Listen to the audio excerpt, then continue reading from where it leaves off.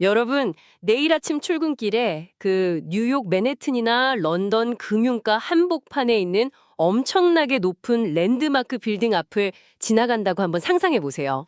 상상만 해도 뭔가 되게 웅장하죠. 네, 근데 고개를 딱 들어서 그 마천루를 볼 때, 저건 대체 누구 건물일까? 이렇게 담탄만 하고 지나가는 게 아니라요. 스마트폰을 꺼내서 방금 내 계좌에 입금된 그 건물의 월세, 그러니까 달러 배당금을 확인한다면 어떨까요?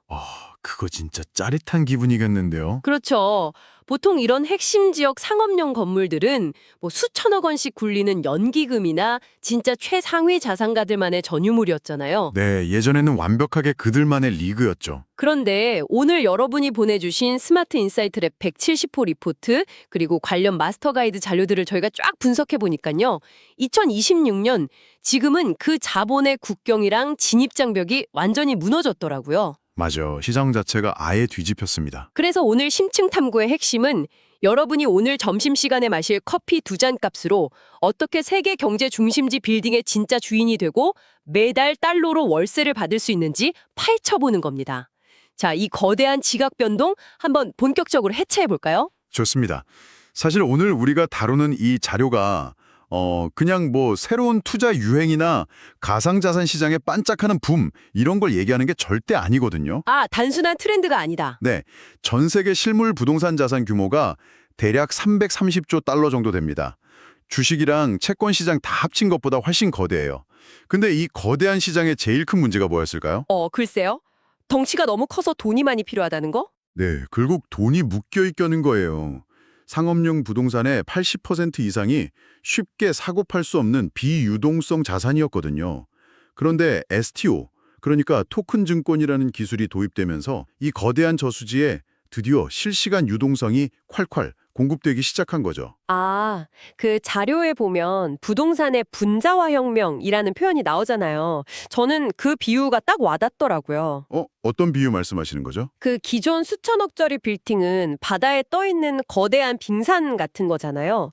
너무 커서 개인이 통째로 가질 수도 없고 얼음을 조금 깨서 팔 수도 없는 답답한 자산이요. 아, 그렇죠. 완벽한 비유네요. 근데 이 STO 기술이 거대한 빙산을 분자 단위로 아주 잘게 부수어서 누구나 원하는 만큼 컵에 담아 마실 수 있는 물로 만들어버렸다. 이런 뜻인 거죠. 수천억 원짜리를 1만 원 단위로 쪼갰으니까요. 정확합니다. 기술적으로는 블록체인 네트워크 위에 실물 자산 가치를 연동시킨 토큰을 발행하는 건데요. 여기서 진짜 중요한 질문이 하나 나옵니다. 어떤 질문이죠? 수많은 자산, 뭐 미술품이나 선박, 심지어 저작권도 다 토큰화할 수 있는데 왜 하필 지금 뉴욕이나 런던의 핵심 부동산에 똑똑한 돈들이 몰리고 있느냐는 겁니다. 아, 그러게요. 굳이 부동산인 이유가 있나요? 자료에 있는 거시경제 분석을 보면요. 지금 글로벌 시장은 예측 불가능한 하이퍼 인플레이션이랑 지정학적 위기가 거의 일상화돼 있잖아요. 이런 상황에서 핵심 도시의 부동산은 인간이 경제활동을 하는 한 무조건 필요한 실물 공간으로서 최종 안전자산 역할을 하는 거죠. 그 분석은 저도 동의하는데요. 근데 약간 의문도 들어요. 안전자산을 원하면, 그냥 금을 사거나 미국 국채에 사면 되는 거 아니에요? 굳이 토큰이라는 걸 사야 하나요? 약간 불안해 보일 수 있다는 말씀이시죠? 네, 솔직히 블록체인이나 토큰 하면 하루아침에 반토막 나거나 막 폭등하는 펀더멘털 없는 투기를 제일 먼저 떠올리게 되잖아요, 보통은. 맞아요. 그게 일반 대중들이 STO에 대해서 가장 크게 오해하는 부분입니다. 비트코인 같은 가상자산은 디지털 세계에 새로운 화폐를 지향하니까 내재 가치 논란도 있고 변동성도 극심하죠. 그렇죠. 그래서 무서운 거거든요. 근데 STO는 아예 다릅니다. 껍데기만 디지털 토큰이고 그 알맹이는 철저하게 현실 세계의 땅값, 그리고 건물에서 나오는 임대료라는 엄청 강력한 펀더멘털에 딱 묶여 있어요. 그러니까 가격이 밑으로 잘 안 떨어지죠. 아, 방어막 같은 거네요. 네. 그리고 금은 인플레이션을 방어하긴 하지만 금괴 자체가 매달 이자를 만들어내진 않잖아요. 반면에 핵심 지역 부동산 토큰은 인플레이션 방어는 물론이고 매달 달러 현금 흐름까지 창출하거든요. 위기 때 가격 방어도 되면서 스스로 현금까지 찍어내는 아주 강력한 방패다. 이런 뜻이군요. 네, 바로 그겁니다. 근데 이쯤에서 여러분, 그러니까 청취자 입장에서 진짜 예리한 의문이 하나 드실 거예요. 아니, 건물을 쪼개서 투자하고 임대료로 배당받는 거, 잠깐, 그거 이미 주식시장에 있는 리츠랑 아예 똑같은 거 아니야? 이렇게요. 네, 당연히 그렇게 생각하실 수 있죠. 저도 자료 읽으면서 여기서 한참 고민했거든요. 둘 다 소액으로 부동산 투자하는 건데 굳이 STO라는 새로운 걸 써야 할 압도적인 이유가 대체 뭐죠? 겉으로 보면 목적지가 같아 보이는데 그 목적지에 도착하는 엔진이랑 도로가 완전히 다릅니다. 리츠는 본질적으로 주식이에요. 아, 실물을 갖는 게 아니라 주식을 사는 거다. 그렇죠. 부동산이라는 실물을 직접 소유하는 게 아니라 여러 건물을 굴리는 부동산 투자 회사의 주주가 되는 겁니다. 펀드 매니저가 돈을 대신 굴려주고 분기마다 정산해서 배당해주죠. 그러면 중간에 떼이는 돈이 많겠네요. 엄청나죠? 자산운용사, 신탁사, 증권사, 배당 대행사, 이 수많은 중간 관리자들이 층층의 수수료를 다 떼어갑니다. 아, 그래서 리츠 수익률 계산서 보면 배당 전에 이것저것 빠져나가는 관리비가 그렇게 컸던 거군요. 맞습니다.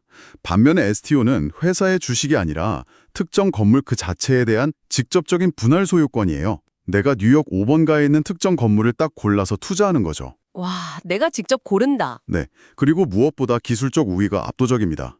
블록체인의 스마트 컨트랙트가 방금 말한 신탁사나 운용사 역할을 코드로 그냥 자동화해버려요. 그럼 수수료가 확 줄어들겠는데요? 네, 자료에 있는 비용 분석표를 보면 기존 리츠 대비 중개 수수료가 무려 40%나 절감됩니다.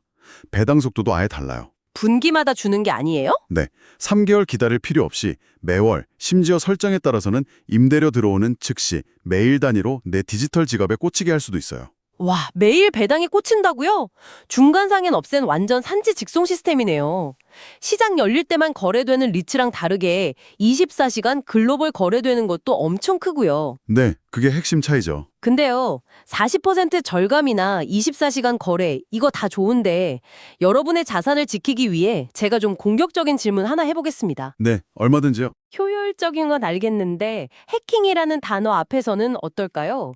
디지털 쪼가리가 물리적인 벽돌에 대한 내 법적 권리를 어떻게 증명하죠?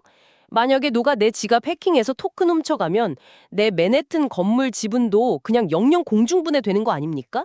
아, 그 질문이 바로 제도권 금융기관들이 시장 진입을 망설였던 가장 큰 이유였죠. 그리고 동시에 현재 완벽하게 해결된 기술적 과제이기도 합니다. 오, 해결이 됐다고요? 어떻게 해결했죠? 일반적인 비트코인 같은 암호화폐 룰이라면 우려하신 게 맞아요. 익명성이 기본이니까 키만 있으면 누구나 전송하잖아요. 근데 부동산 STO의 뼈대인 ERC3643 표준 기술, 일명 티렉스 프로토콜은 설계 철학부터가 아예 다릅니다. 티렉스 프로토콜이요? 그게 뭔데요? 이 토큰 안에는 설계 단계부터 컴플라이언스, 즉 규제 준수 기능이 프로그래밍 되어 있어요. 토큰 자체에 법적 규제가 코딩되어 있는 거죠. 토큰 안에 규제가 들어있다? 그게 물리적으로 어떤 식으로 작동하나요? 특정 건물의 STO 토큰은 그냥 아무나 살 수 있는 게 아닙니다. 철저한 신원 인증, 즉 KYC 절차를 통과해서 합법적인 투자자라는 걸 승인받아야만 지갑 주소가 화이트리스트에 등록돼요. 아, 허락받은 지갑만 화이트리스트에 올라가는 거군요. 네, 스마트 컨트랙트는 오직 이 화이트리스트끼리의 거래만 허락합니다.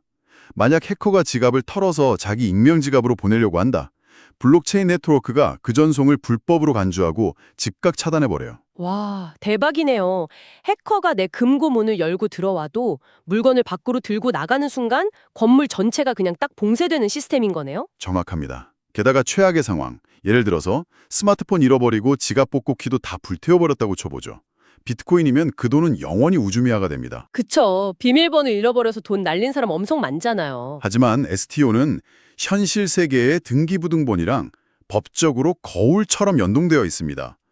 여권 들고 플랫폼에 신원 증정만 하면 돼요. 그럼 복구해 주나요? 네, 발행사가 블록체인상에서 잃어버린 기존 토큰을 강제로 소각시켜버리고 내 새로운 지갑으로 똑같은 가치의 토큰을 재발행해 줍니다. 아, 토큰을 태워버리고 새로 만들어준다. 디지털의 효율성에 현실 세계의 법적 보호망이 딱 결합된 거네요. 네, 완벽한 신뢰의 인프라죠. 설명 들으니까 마음이 확실히 놓이네요. 자, 그럼 튼튼한 방어구는 확인했으니까 이제 전장으로 나가서 좋은 물건을 골라봐야겠죠. 우리가 소액 투자로 자산을 담고 싶으면 대체 어디서 어떻게 건물을 골라야 합니까? 이제 진짜 실전이네요. 자료를 보면 미국의 리퍼블릭이나 로프티 AI, 그리고 유럽에 집중하는 리얼티 같은 선도적 플랫폼들이 이미 다 구축되어 있어요. 돈은 얼마나 있어야 시작하죠? 진입 장벽이 놀라울 정도로 낮아서 단돈 10달러나 50달러로도 매수가 가능합니다. 플랫폼 접속하면 진짜 쇼핑몰 상품처럼 매력적인 매물들이 쫙 진열되어 있죠. 맨해튼 오피스, 마이애미 물류센터 이런 거요? 네, 럴던의 학생 기숙사까지 엄청 다양합니다. 아, 근데 바로 그게 문제예요.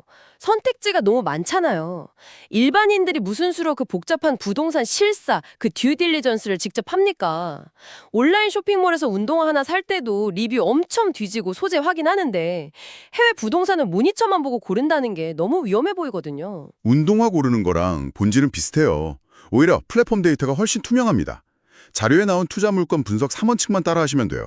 3원칙. 첫 번째가 뭐죠? 첫 번째는 테넌트, 즉 임차인 분석입니다. 겉보기에 화려해도 내부가 텅 비어 있으면 그냥 관리비만 축내는 콘크리트 덩어리거든요. 그렇죠. 공실이 제일 무섭죠. 네, 그래서 가장 이상적인 건 정보기관이나 우량 대기업이 향후 10년 이상 장기 계약을 맺고 있는 건물입니다. 현금 흐름의 가시성이랑 안정성을 무조건 1순위로 확인해야 돼요. 동의합니다. 공실률 제로의 든든한 세입자. 그게 최고네요. 그럼 두 번째 원칙은 뭔가요? 두 번째는 자본 환원율, 그러니까 캡 레이트의 함정을 피하는 겁니다. 캡 레이트요. 그게 수익률 말하는 거죠? 네, 순수익을 건물 가치로 나눈 건데요. 초보자들은 보통 수익률이 연 12%, 15% 이렇게 높게 찍힌 거에 제일 먼저 눈이 가잖아요. 아, 당연하죠. 수익률 높은 게 짱 아닙니까? 그런데 수익률이 주변 평균보다 비정상적으로 높다면 10중 8구 경고등입니다. 왜요? 높은 게 좋은 거 아니에요? 건물이 너무 낡아서 곧 엄청난 수선비가 들어가야 하거나 악성 공실이 생기기 직전이라 전주인이 헐값에 던졌을 확률이 높거든요. 수익률이 높다는 건 그만큼 리스크의 가격에 반영되어 있다는 뜻이에요. 와, 이거 진짜 중요한 통찰이네요. 비정상적으로 높은 수익률은 박앤세일이 아니라 위험수당이다. 화려한 숫자 뒤에 숨은 폭탄을 조심해야겠네요. 네, 맞습니다. 세 번째 원칙은 자료의 토큰 거버넌스 확인이라고 되어 있던데 제가 한번 해석해 볼까요? 네, 해보시죠. 우리가 지분을 가졌다는 게 단순히 이자만 받는 게 아니라 엄연한 주주로서 목소리를 낼 권리가 있다는 뜻이잖아요. 그러니까 나중에 건물을 리모델링하거나 매각할 때 우리 같은 소액 주주한테도 투표권이 스마트 컨트랙트로 제대로 보장되는지 그 규칙을 확인해라. 이런 거 맞죠? 완벽하게 짚으셨네요. 10달러 투자했다고 나의 권리마저 10달러 취급을 받으면 안 되죠. 의사결정이 온체인 데이터로 투명하게 기록되는지 보는 건 기본입니다. 좋네요. 자, 이렇게 깐깐하게 골라서 진짜 훌륭한 건물을 포트폴리오에 담았습니다. 이제부터가 진짜 하이라이트죠. 이 자산이 내 계좌에서 어떤 돈의 흐름을 만들어내는지 시뮬레이션 해볼 차례잖아요. 네, 그 부분이 진짜 재미있죠. 자료 보니까 파이썬 알고리즘 돌린 데이터가 있던데 진짜 짜릿하더라고요. 점심값 며칠 아껴서 100달러를 뉴욕 상업용 부동산에 투자했다고 쳐볼게요. 임대 수익도 나고 건물 가치 오르는 것도 먹는데 제가 제일 소름 돋았던 게 뭔지 아세요? 환차익 말씀하시는 건가요? 아, 네, 맞아요. 우리가 한국에서 쿨쿨 자고 있는 시간에도 뉴욕 세입자가 낸 월세가 내 디지털 지갑에 달러로 차곡차곡 쌓인다는 거예요. 네, 달러로 수익을 얻는다는 것. 이게 STO 투자가 주는 가장 강력한 방어선, 즉 이중 수익 구조의 핵심입니다. 임대료라는 1차 수익에 더해서 환차익이라는 2차 수익을 기대할 수 있죠. 원화 가치 떨어질 때 엄청 든든하겠네요. 맞아요. 글로벌 경제가 흔들리거나 원화 가치가 하락할 때 달러 자산의 원화 환산 가치는 오히려 올라가거든요. 실물 부동산을 가지면서 달러 기축 통화를 매집하는 통화 수합 같은 해징 효과를 누리는 겁니다. 와, 환율 오를 때 내 전체 자산 깎이는 걸 방어해 주는 거네요. 근데 배당금 한 달에 막 1달러, 2달러 이러면 너무 귀여운 거 아니에요? 이 눈뭉치를 어깨에 굴려야 거대한 눈사람이 되죠. 그래서 자료에서 강조하는 게 파이프라인의 자동화입니다. 1달러, 2달러를 지갑에 그냥 방치하면 죽은 돈이거든요. 복리의 마법을 쓰려면 스마트 컨트랙트로 자동 설정을 해야 해요. 어떻게 설정하나요? 배당금이 좀 쌓이면 마이애미 물류센터 토큰을 알아서 사도록 재투자 스크립트를 짜놓는 거죠. 아, 내가 아무것도 안 해도 알아서 자본이 자본을 낳는 무한 루프네요. 엔진 진짜 끝내주는데요? 네, 진정한 자동화 엔진이죠. 진짜 압도적인 로드맵인데 저 여기서 잠깐 멈추고 냉정하게 현실 좀 짚고 갈게요. 네, 어떤 부분이 걸리시나요? 이게 너무 장밋빛으로만 보이는 거 좀 경계해야 하잖아요. 유동성이 높다는 거 이거 양날의 검 아닙니까? 유동성이 높아서 생기는 리스크요? 네, 경기 꺾이거나 금리 폭등해서 위기가 오면요. 전통 부동산은 안 팔리면 그냥 버티잖아요. 근데 STO는 2차 시장이 열려 있으니까 주식처럼 사람들이 막 묻지마 패닉세를 던질 수 있잖아요. 그럼 내 토큰 가치도 순식간에 폭락하는 거 아닙니까? 아주 날카롭고 본질적인 지적입니다. 유동성이 있다는 건 가격 발견 기능이 실시간 작동한다는 거고 위기 때는 그게 엄청난 가격 변동성으로 나타나요. 아, 롤러코스터 탄다는 거네요. 그렇죠. 고금리 때는 담보대출 이자가 올라서 배당 수익이 줄어들고요. 심리가 얼어붙으면 시장 토큰 가격이 실제 건물의 가치보다 훨씬 낮게 거래되는 디커플링 현상도 생길 수 있어요. 헐값을 막 던진다는 거잖아요. 그럼 어떡해요? 그래서 STO에 투자할 때는 이 2차 시장을 언제든 빠져나올 수 있는 비상구로도 써야 하지만 동시에 군중의 패닉에 휩쓸리지 않아야 하는 시험대로 인식해야 합니다. 방어할 수 있는 방법은 없나요? 유일한 해법은 섹터의 분산이에요. 오피스 하나에 몰빵하지 말고 경기를 덜 타는 데이터 센터나 대학가 기숙사 이런 데로 포트폴리오를 넓게 흩어놓아야 하죠. 안 된다는 거군요. 리스크 관리는 확실히 잡혔습니다. 근데 진짜 두려운 장벽이 하나 더 남았어요. 저 같은 평범한 사람들이 제일 무서워하는 거요. 세금 말씀하시는 거죠? 네, 세금. 해외 자산 취득하고 달러로 소득 얻으면 국세청 신고 엄청 복잡하잖아요. 해외 부동산 2억 넘으면 신고 의무도 있고 나중에 토큰 팔면 양도소득세 250만 원 공제액도 막 제가 계산해야 하고요. 세무사 쓰려면 수수료도 들고요. 그렇죠. 수수료 내고 나면 배보다 배꼽이 더 큰 거 아니에요? 2026년 인프라가 이걸 어떻게 해결했는지 들으시면 깜짝 놀라실 겁니다. 직접 엑셀 켜고 복잡하게 계산하실 필요가 전혀 없어요. 오, 진짜요? 어떻게 하는데요? 최신 STO 플랫폼들은 AI 세무 에이전트 프로토콜이랑 바로 연동되어 있거든요. 이게 소액으로 토큰을 분할 매수하는 거라서 전통 부동산이 아니라 해외 증권 취득으로 다뤄지는 경우가 많아요. 네. 그럼 AI가 뭘 해주나요? AI 에이전트가 블록체인에 기록된 온체인 데이터를 실시간으로 싹 긁어옵니다. 그리고 임대료로 받은 배당 소득이랑 토큰 팔아서 얻은 양도 소득을 정확히 딱 분류해줘요. 우와, 250만 원 기본공제 한도 같은 것도요? 당연하죠. 알아서 계산하고 세금을 제일 적게 낼 수 있는 합법적인 절세 포트폴리오까지 다시 짜줍니다. 게다가 최종적으로 국세청 홈택스에 연동해서 자동 신고까지 대행하는데 이 모든 비용이 사실상 제로예요. 와, AI가 내 모든 거래 내역 분석해주는 개인 세무사인데 무료라고요? 진입장벽이 그냥 바닥으로 쑥 꺼지는 느낌이네요. 비용이 제로면 순수익률도 그대로 지킬 수 있고요. 네, 세무 스트레스가 아예 사라지는 거죠. 진짜 기술적 보안부터 물건 고르기, 달러 현금 흐름, 리스크 방어, 그리고 AI 세무까지. 여러분이 보내주신 12단계 마스터 가이드 쭉 관통해보니까 하나의 거대한 그림이 완성되네요. 그렇죠. 오늘 우리가 분석한 이 자료의 본질은요, 단순한 투자 기법이 아닙니다. 이 시스템을 이해하고 소액이라도 직접 행동해서 전 세계 도시에 나만의 디지털 지분, 즉 영토를 확보하면 어떻게 될까요? 엄청난 부자가 되는 거 아닐까요? 물리적 국경에 안 얽매이고 전 세계에서 자산을 물리는 주권적 자산가. 이 자료 표현대로라면 1인 제국을 건설하는 겁니다. 내 자본이 잠들지 않고 전 세계 영토를 확장하는 거죠. 1인 제국의 건설이라 단어가 참 멋지네요. 무겁고 느렸던 부동산이 내 손 안에서 가장 빠르고 투명하게 달러 찍어내는 엔진이 됐다는 게 참 경이롭습니다. 자, 오늘 깊은 탐구를 마치면서 여러분께 질문 하나 던지고 싶네요. 네, 어떤 질문이죠? 만약에 지구상의 모든 사람이 언제 어디서든 자기가 매일 걷는 이 거대한 빌딩 숲의 주인이 될 수 있다면 우리가 공간과 소유를 대하는 태도는 어떻게 진화할까요? 정말 흥미로운 생각입니다. 내가 소유한 0.001% 지분들이 모여서 도시의 스카이라인을 바꾸고 상권을 재편하는 미래 말이죠. 여러분, 내일 아침 출근길에 거대한 건물 그림자 속을 걸어갈 때 스스로에게 한번 물어보십시오. 오늘 점심 먹기 전까지 저 수많은 랜드마크 중 하나의 건물주가 되어볼까 하고요. 생각만 해도 가슴이 뛰네요. 오늘의 심층탐구는 여기까지입니다. 이 거대한 자본의 전환기 속에서 여러분만의 견고한 1인 제국을 튼튼하게 세워나가시길 바랍니다.